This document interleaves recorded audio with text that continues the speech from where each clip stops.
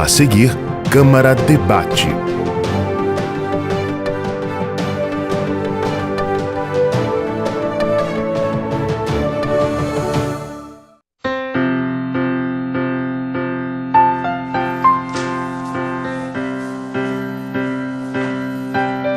O que passa pela Câmara fica para você. Câmara Municipal de João Pessoa. João Pessoa completa 431 anos no próximo dia 5 de agosto. A capital paraibana chega a 2016 com cerca de 800 mil habitantes e grandes desafios. Alguns problemas dos maiores centros urbanos do país são cada vez mais evidentes por aqui. A mobilidade urbana é um deles, e esta área está interligada às principais necessidades da população. Nós vamos discutir o assunto nesta edição especial do Câmara Debate. O programa recebe integrantes do grupo João Pessoa que Queremos. Os arquitetos Yuri Duarte e Paulo César Lopes, a bióloga Cristine Eloy e o jornalista e professor universitário Henrique França.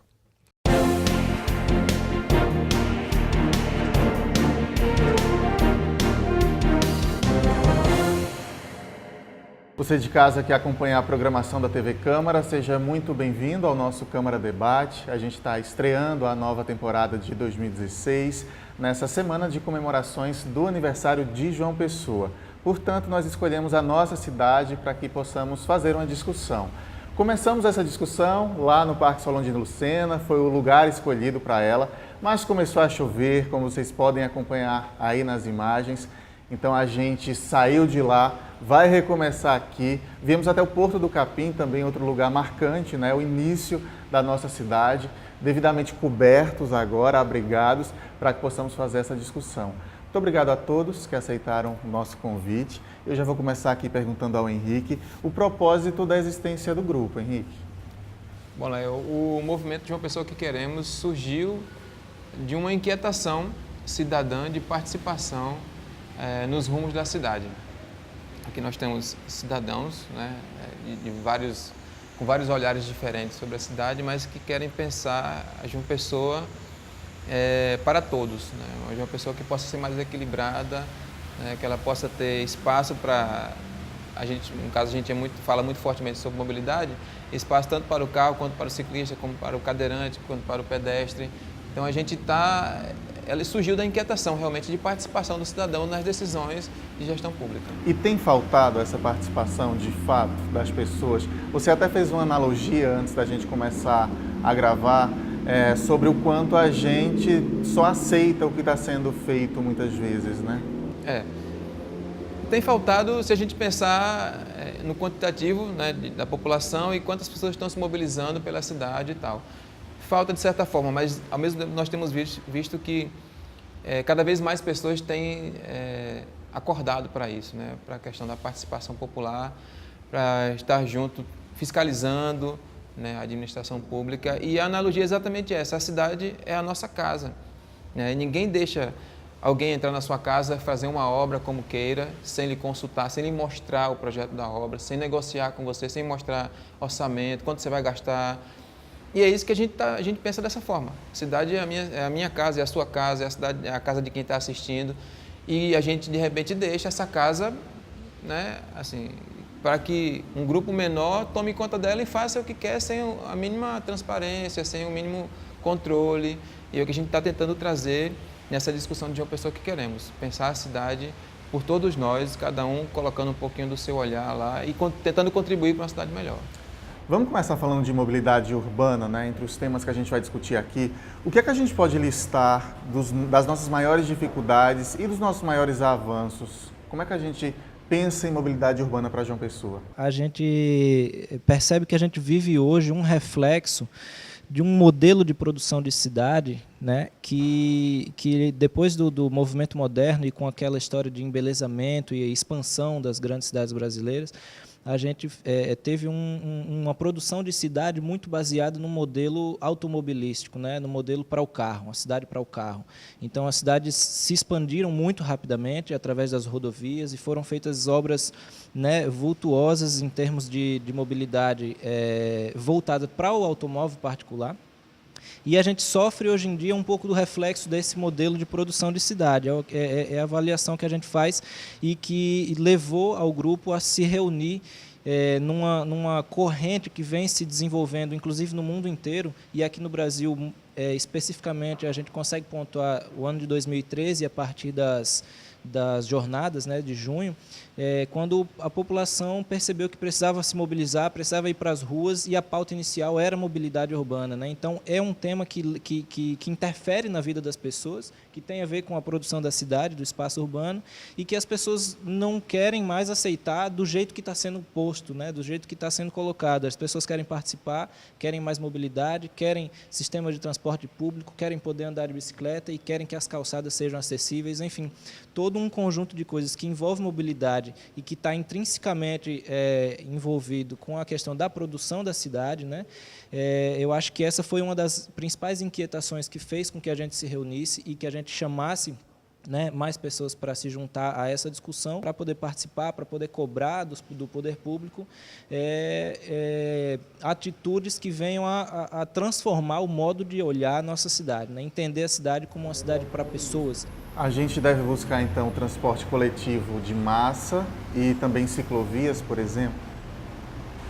A mobilidade urbana, ela tem que ser pensada como um conjunto, né? Ela tem que ser pensada de uma forma integral, né? Não dá, já sabe, já está comprovado que esse modelo rodoviarista, né, esse modelo pensado só para o transporte privado não funciona, né? Não adianta, em João Pessoa todo dia são emplacados 100 novos carros, então são 100 novos carros nas ruas, né? Então imagina essa equação ao longo dos anos, né? E não adianta, a cidade não comporta esse número, não tem espaço, você vai ficar largando via até quando, né? Daqui a pouco a gente está começando a fazer elevações, via sobre via, e mesmo assim sempre vai continuar congestionando, e a gente vai continuar com os mesmos problemas. Então tem que ser pensado sim o transporte de massa como uma solução para a mobilidade, e também você dá outras alternativas de transporte individual, como a bicicleta, né? Como, sei lá, imagina se a gente tivesse ciclovias adequadas que a pessoa pudesse aportar skate, patins, bicicleta, tudo ser usado como meio de transporte, né? Você sair de casa e poder escolher como ir ao trabalho, né? Não faz sentido simplesmente todo mundo ser obrigado a mover quase 1 tonelada de ferro de casa até o trabalho, chega lá, você deixa na frente, fica o dia inteiro lá parado, e no fim do dia você transporta isso tudo de novo, né? Então tem que ser pensado meios de transportes mais eficientes, que valorizem mais os espaços livres da cidade, né? Tem só uma relação que eu lembrei agora com o PC falando, que um arquiteto urbanista ele sempre fala que a gente se acostumou a levar para algum certo lugar uma máquina de quase 1 tonelada e dizer que está sendo transportado, né? E a gente usar um veículo de mais de 700 quilos para transportar uma pessoa, às vezes única no carro, de menos de 70 quilos, um espaço que é necessário num apartamento de 60 metros quadrados, você tem que ter quase 15, mais do que 15 metros quadrados para a vaga de garagem, um sistema de transporte que produz um ar que não se respira, ou seja, está tudo errado, né? Cristine, essa lógica, inclusive, esse aumento da frota, aumento das vias, né, causa um impacto ambiental na cidade, né? Como é que a gente tem visto isso nas nossas cidades, na nossa cidade especificamente, de destruição, às vezes, de meio ambiente para a construção de vias? Que impacto que esse desenvolvimento, né, chama-se de desenvolvimento, acaba causando na cidade? Certamente o impacto é enorme, porque aí nós, quando falamos da questão ambiental, a gente já vai para uma esfera gigante, porque quando você aumenta o número de automóveis, como o Paulo estava falando agora, de 100 automóveis por dia, aí nós temos que pensar no uso de recursos naturais, queima de combustíveis fósseis, emissão de CO2 para a atmosfera. Então, a gente está pensando em clima, está pensando em temperatura, está pensando em esgotamento de recursos naturais. E quando você observa isso, é uma complexidade tão grande, o problema é tão mais complexo, que a questão ambiental, pensando apenas que a cidade foi feita para os automóveis, mas a cidade deveria ser feita para pessoas, não é? Então, a gente está perdendo em qualidade ambiental e, certamente, isso se reflete na qualidade de vida. E a palavra-chave é alternativa. Você ter alternativa, poder escolher. Eu só posso escolher andar de bicicleta, por exemplo, se a estrutura me permitir andar de bicicleta. Eu ando de bicicleta quando há a possibilidade de fazer isso, mas conheço várias pessoas que dizem para mim: nossa, como você é corajosa de andar de bicicleta. Eu gostaria de fazer o mesmo, mas eu não vou botar uma bicicleta na rua e me colocar minha vida em risco. Então, é claro que, pensando em termos de ciclovia, por exemplo, é uma alternativa para que você transite com mais segurança. Apesar de que a gente sabe que o Código de Trânsito brasileiro já protege, no código é uma coisa, a legislação é perfeita, é muito bem escrita, bem estruturada. Mas daí as pessoas respeitarem o ciclista, respeitarem até o pedestre, precisamos caminhar muito para chegar nesse nível ainda. Essas ciclovias que você cita aí, muita gente tem o discurso de que só serve para lazer. É um gasto de dinheiro público só para lazer, né? Porque estamos num país tropical, é muito quente, ninguém vai para o trabalho de bicicleta. Isso é fato ou não? Isso é um fato a partir do momento que você tem ciclovias que vão de um lugar para lugar nenhum. E aí essa ciclovia só pode ser utilizada para lazer. Se eu estou na praia, eu vou transitar dentro da praia, eu não estou me deslocando para lugar nenhum. Então, eu vou utilizar a ciclovia para passeio, o que é importante também, porque as crianças, por exemplo, dificilmente vão para a escola. A gente não tem essa estrutura para uma criança ir para a escola, mas é importante que ela tenha um espaço para andar de bicicleta. Agora, ciclovia pensada em unir, como se está pensando, por exemplo, a praia ao centro, porque a nossa cidade gira em torno da praia, é centro. E quando você tem esse espaço protegido, certamente, muito mais pessoas vão passar a utilizar a bicicleta, porque pessoas estão esperando ter esse espaço para usar a bicicleta, um espaço seguro para você pedalar. E isso seria interessante, integrado, como eu falei, a outros transportes, né? A gente viu o trem passar aqui, então imagina como seria interessante se houvesse a possibilidade de quem mora, por exemplo, em Cabedelo, no Bessa, pegasse a bicicleta, fosse até uma estação ali, integrasse ela junto ao trem, descesse aqui nessa BTU. Exato. E resolvesse tudo aqui pelo centro, depois na volta a mesma coisa, né? O ônibus, por exemplo, né? Quem mora na praia, talvez uma distância muito grande, 8 quilômetros, né? Em média da Tambaú até o centro. Por que não fazer um trecho de ônibus, se desse para integrar a bicicleta junto ao ônibus, chegar aqui, resolver tudo de bicicleta sem necessariamente precisar de um carro, né? A gente sabe que é um transtorno, por exemplo, no centro de João Pessoa, estacionar, e às vezes você precisa ir em 2, 3 lugares, e aí estaciona num lugar, depois vai para o outro. Então, imagina se a gente conseguisse resolver tudo isso caminhando, de bicicleta, de uma forma muito mais simples. Né? Uma coisa assim que eu acho interessante é essa história de não vou porque eu fico suado e tal. Isso, em certo aspecto, é mito, tá? Tem muito dessa cultura do carro colocar isso sobre nós. Eu conheço pessoas que andam de ônibus e ficam muito mais suadas dentro do ônibus do que quem vai de bicicleta. Aí tem a ver com o ritmo que você imprime na sua pedalada, né? Isso você descobre depois que você começa a pedalar, porque a gente tem uma certa euforia. E aí, realmente, você fica suado. Depois que você descobre a sua pedalada, o seu ritmo, você descobre que não sua tanto assim, né? E quanto mais você usa a bicicleta, menos você sente esses efeitos. Essa questão do sol, é muito melhor pedalar no sol do que pedalar, por exemplo, na chuva. Além disso, é uma mudança cultural que precisa acontecer também. Você pode até suar, você sua normalmente quando você sai de casa pega no sol, mas se você puder chegar ao trabalho, ter um lugar para guardar sua bicicleta, ter de repente um chuveiro para que você possa tomar uma ducha rápida, trocar de roupa, né? Isso já é uma coisa que ajuda. Então, haveria uma adaptação, isso, né? Se há a obra, a infraestrutura em si. Exato. Eu vou chamar um intervalo rapidinho, na sequência a gente continua essa discussão então. Fica por aí que a gente volta já.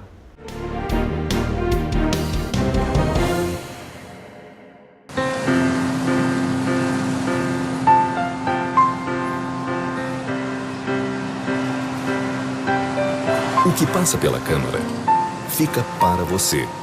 Câmara Municipal de João Pessoa.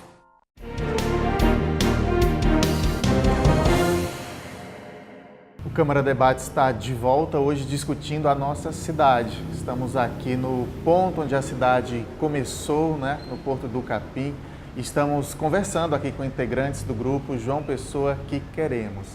Deixa eu voltar esse bloco perguntando o seguinte, a gente já vinha falando um pouco da questão da necessidade de uma mudança cultural, agora no finzinho do primeiro bloco. Por que a gente não está avançando a passos largos? Por que o poder público não dá mais atenção a isso? A falha está no poder público, a falha está na falta de pressão de uma sociedade que ainda não entende a necessidade disso. Onde é que a gente está falhando aí? Um pouco de tudo, né? É difícil a gente apontar um culpado nessa história. Na verdade, desde quando Cabral chegou aqui, que a coisa é assim, né? Então é bem difícil a gente conseguir, a culpa é de fulano ou de cicrano. Mas é uma cultura que se instalou, que existe no Brasil, é a cultura de, como a gente falou lá no começo, né? Que eu sou o gestor, então sou eu que determino, né? Vocês, então, é aquela coisa meio que ainda do rei e o súdito, quase aquilo, né? Claro que mudou bastante. Mas ainda tem um pouco desse comportamento, né? Por que as pessoas não se interessam tanto por política? Por que as pessoas confundem no Brasil política com partido, com partidarismo? Então, não, nem odeio política. Só que a política interfere na tua vida diretamente, você gostando ou não, você querendo se mover nela ou não. E eu não estou falando de partido de jeito nenhum. Falando de políticas públicas, de entender a política, de entender que aquilo que passa na tua rua, o asfalto que passou, deixou de passar, a calçada que é quebrada, que a tua avó foi caminhar pela calçada e quebrou a perna, porque acontece isso, a gente não noticia, mas acontece isso. Isso tudo é uma falta de política pública. Então tem uma série de fatores que eu acho que interferem nesse processo. O que a gente tem percebido com certa motivação é que as pessoas estão mudando esse olhar. Eu acho que de 2013 para cá a gente sentiu uma mudança bastante interessante nesse sentido. Prova disso é que a gente tem um grupo aqui de pessoas, a gente não recebe nada para estar no movimento da sociedade civil. A gente, pelo contrário, a gente coloca do bolso, né, para se deslocar, para fazer um cartaz, para sei lá o que a gente precisa fazer. Mas a gente acredita que alguém tem que dar esses passos, né? É uma questão realmente cultural. A resposta assim, quem é o culpado é difícil. Agora, quem é a solução, cada um de nós é a solução. As pessoas ainda não perceberam que elas têm voz ativa, né? Hoje em dia, principalmente com a internet, você faz um post e aquilo viraliza. Então, é possível sim você fazer uma mudança dentro do seu bairro, dentro da sua cidade, em várias escalas. Eu concordo demais com essa visão também, e eu acho que o problema é histórico, né? E a gente precisa de uma mudança cultural de verdade. A gente tem um sistema político que a gente está percebendo agora no Brasil, nesses últimos tempos, que não está funcionando bem, né? E que a gente precisa mudar ele. E de certa forma, não é apontar culpados, mas o jeito como a gente está acostumado a fazer política não tem produzido cidades, né, que sejam viáveis para as pessoas. Eu acho que a gente vive numa política de clientelismo, sabe, onde se trocam serviços por baixo dos panos, onde sobra muito dinheiro e ninguém sabe para onde é que vai. Por exemplo, esse modelo rodoviário tem muita influência de grandes empresas de transporte, né, de pneu, de fabricantes de carro. Então, eu acho que tem tanta coisa envolvida, mas eu acho que a solução passa por aí que os meninos falaram, sabe? Do povo mostrar que está insatisfeito, que quer mudança, exigir participação e o poder público ter coragem e abertura para poder reconhecer e aceitar a participação do povo para produzir essa mudança. Eu acho que do poder público é muita coragem mesmo, assim, interesse, né, político, né, o que a Haddad está fazendo em São Paulo. Em relação às ciclovias, você diz? Em relação a tudo, eu acho, né, ele realmente está seguindo os passos como deve ser feito, né. Primeiro, fez mudanças na legislação, criou toda uma base, né, para isso, para depois começar a atuar, e depois que você faz tudo isso, é gradativa as mudanças. Então ele vai deixar, mesmo que provavelmente não vai se reeleger, né, não sei, mas vai deixar um legado, né? Vai deixar um legado em termos de legislação, em termos de mudança estrutural na cidade. Eu acho assim, a gente não tem como avaliar a qualidade do que está sendo feito lá, porque nós moramos, né, distante de São Paulo, a gente só consegue ver o que é noticiado para a gente. Mas que PC tem razão, a coragem de mudar isso já significa muita coisa. A gente não sabe a qualidade do que é feito. Mas eu queria voltar nessa questão de participação, de quem é a culpa e tal. E uma coisa interessante é, quando a gente vai para a rua, às vezes, fazer uma ação de uma pessoa que queremos, Ou a gente vai fazer pega as bicicletas, né, e sai, às vezes eu vou com os meus filhos com bicicleta e tal. Gente, eu ouvo muita gente falando, vocês são loucos, são irresponsáveis, é todo mundo muito assim, o bonde doido, vai fazer mobilização, vai não sei o quê. Quando, na verdade, as pessoas não perceberam que elas foram cerceadas e nem perceberam. Se você olhar, faça uma proporção, qualquer pessoa que estiver assistindo a gente aqui, saia na rua, no seu bairro e note, faça uma escala simples. Quanto de espaço no teu bairro é destinado para o transporte, para o carro passar? E quanto é destinado para o pedestre passar? Veja a proporção, certo? Agora, tamanho e qualidade. Né? Tamanho e qualidade. É calçado, como é calçado e como é a rua onde passa o carro. Beleza. Aí alguém vai dizer assim, mas é claro, tem muito carro na rua. Mas se eu perguntar para você quanto carro tem na rua em relação à população, é uma coisa ridícula. Da população, segundo a própria CEMOB, tem menos de 25% de pessoas que usam carro, automóvel particular, para se locomover. Ou seja, eu tenho praticamente 100% do investimento, porque quando se fala em mobilidade urbana, se fala no carro transitar, quase sempre. Então, eu tenho quase 100% do investimento público para menos de 25% da população. Isso, sem dúvida alguma, é uma equação desonesta, né? Desequilibrada, pelo menos. E a gente quer tentar chamar o equilíbrio. Então, eu desafio as pessoas que acham que os ciclistas são loucos, se colocam na rua, querem morrer, tal. Então, é perceber que, primeiro, tem o direito de estar ali. Na verdade, o que falta é muito mais educação das pessoas, né, do que ousadia do ciclista. Falando de meio ambiente e de saúde também, porque acaba tudo fica junto, né, no fim das contas. Eu vi outro dia uma reportagem que a poluição do ar em São Paulo, ela é mais que o dobro do que a OMS recomenda como sendo o limite. Mas já existe legislação no estado de São Paulo que permite ser essa quantidade de poluição. Quer dizer, a gente parece estar se preocupando em se adaptar ao erro do que corrigir o erro, né? Que atinge diretamente a nossa saúde, né? Sim, a gente está se adaptando. Quando você aumenta o nível de poluição, o que acontece é que você se adapta a ele e acaba que vai empurrando a lei para que isso seja permitido cada vez mais. O fato é que a gente ainda tem uma sociedade voltada para o uso de combustíveis fósseis. E você observa isso, inclusive, no incentivo para a venda de automóveis, quando você tem redução de imposto, facilidade para compra. Aquela pessoa que anda de bicicleta que sempre andou de bicicleta, consegue comprar uma moto. Aquela pessoa que só andava de moto consegue comprar um veículo, um automóvel. Então, cada vez mais carros na rua. E tem pessoas que acreditam que esperam, inclusive, que esse caos aumente, que chegue num ponto que as pessoas mesmas passem a perceber que a gente precisa reverter esse processo. Isso já aconteceu em alguns locais, em vários países, e eles já estão fazendo o caminho inverso, enquanto a gente ainda está caminhando para esse caos. E é interessante porque, em relação a pedestre, como o Henrique falou, 25% mais ou menos utilizam carro, mas 100% das pessoas são pedestres. Quando você desce do carro, você também é um pedestre, também está na rua sujeito a estar respirando ar poluído, está sujeito a ser atropelado, etc. Então, a poluição hoje nas grandes cidades é insuportável. Uma forma de reduzir essa poluição seria você trocar quantos carros por um veículo coletivo? 15, 20, 30 carros, dependendo da capacidade do veículo, não é? Hoje, em média, um veículo transporta menos de 2 pessoas, né? Então, assim, é só você reparar, né? As pessoas no congestionamento começam a olhar para dentro dos carros, assim. Dificilmente você vai ver um carro com 5 pessoas, né? Dificilmente. Então, em média, 1, 2, às vezes 3 pessoas dentro de cada carro, né? Mas é importante, assim, deixar claro que o grupo ele não é contra o automóvel, né? A gente também usa o carro, a gente quer uma cidade, como o Henrique falou, mais equilibrada. A gente é a favor do equilíbrio. E com alternativas, né? Justo, com alternativas. A cidade ideal é a cidade que a pessoa escolha como ir ao trabalho, escolha como sair com os filhos no momento de lazer.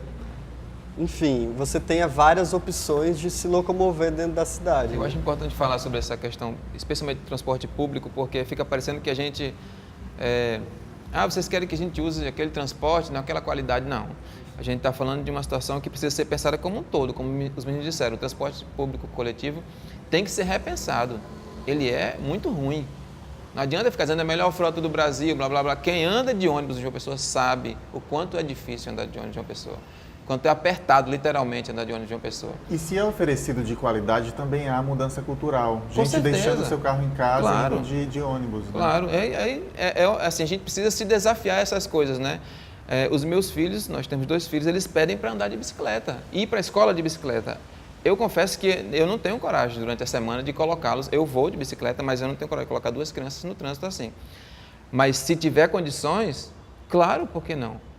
Eles já conseguem ver a cidade de outra forma. Por que não usar o ônibus?